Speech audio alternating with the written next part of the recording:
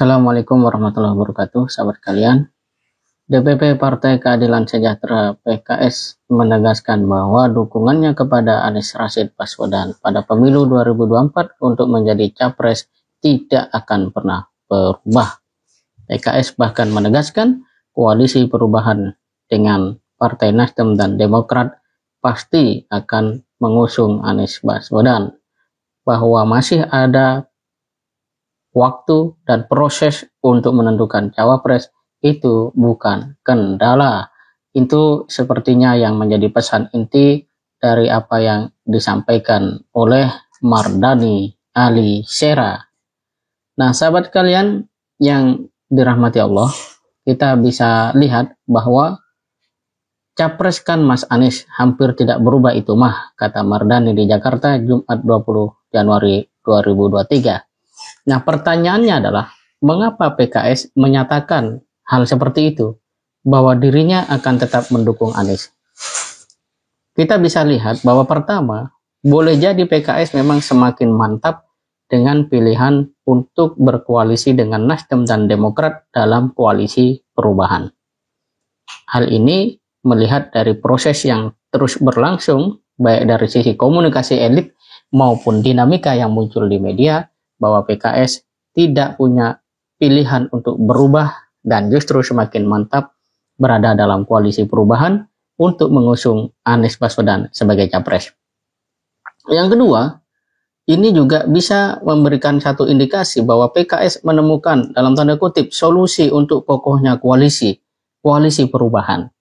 Nah, kalau kita bandingkan antara koalisi perubahan dengan KIB, dengan koalisi Gerindra dan PKB, bisa kita pastikan dinamikanya jauh lebih matang ya dibandingkan koalisi yang lain. Hari ini KIB misalnya, ya berita yang justru dominan adalah masuknya Ridwan Kamil dalam struktur DPP Partai Golkar yang langsung diangkat sebagai waketum. KIB sendiri sebagai sebuah koalisi justru tidak pernah terdengar sekencang koalisi perubahan.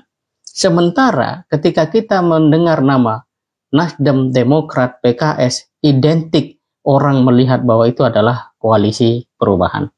Jadi dengan kata yang lain, apa yang kemudian selama ini diragukan oleh para pengamat atau dinantikan oleh sebagian masyarakat tampaknya akan menjadi kenyataan. Koalisi perubahan fix mendukung Anies Baswedan, tinggal cawapresnya siapa. Kalau kemudian apa yang disampaikan PKS ini bisa diverifikasi atau dikonfirmasi atau bahkan diikuti oleh deklarasi koalisi perubahan untuk mengangkat siapa pasangan Anies Baswedan pada Februari nanti, justru ini akan semakin mengokohkan posisi koalisi perubahan sebagai kelompok partai yang paling siap untuk maju di Pilpres dan Pileg 2024. Nah, situasi itu hanya mungkin terjadi kalau Nasdem, Demokrat, dan PKS memang sudah sepemahaman. Tidak lagi terjadi perebutan atau mengedepankan ego masing-masing partai. Sekalipun dalam dinamika media ya kita lihat sangat menarik ya. Apalagi Nasdem dikatakan mengusulkan Hovifah, PKS mengusulkan Aher, dan Demokrat mengusulkan AHY. Dan tentu saja dari semua nama-nama itu, masing-masing partai dalam koalisi akan menimbang secara logis dan tentu saja progresif. Mana yang lebih cocok untuk dijadikan calon wakil presiden dari Anies Baswedan. Dengan kata lain, apa yang menjadi pesan dari PKS hari ini, bahwa koalisi perubahan akan semakin kokoh dan mantap menjadikan Anies sebagai capres. Titik. Mungkin itu yang ingin PKS tegaskan. Sehingga dengan demikian, maka narasi yang meragukan Anies ya, apalagi ada orang yang mengatakan bahwa jangan begitu Anies, ya harus tahu diri, mengaca dulu, jangan sok nyapres misalnya kayak gitu. Nah, ini dengan sendirinya akan terbantahkan. Namun akan seperti apa pemberitaan setelah ini masih sama-sama kita nantikan, karena pada akhirnya rakyat juga cenderung melihat bahwa pada koalisi perubahan ini dinamika, narasi, bahkan mungkin ya solusi untuk Indonesia ke depan hadir bisa diharapkan. apalagi kalau melihat kecerdasan dari Anies Baswedan, kemudian sosok tangguh dari AHY, dan termasuk kiprah PKS selama ini di dalam berkiprah dalam demokrasi, berpolitik secara baik ya, secara umum. Dan ini akan menjadikan masyarakat semakin penasaran sebenarnya apa yang akan dilakukan oleh koalisi perubahan.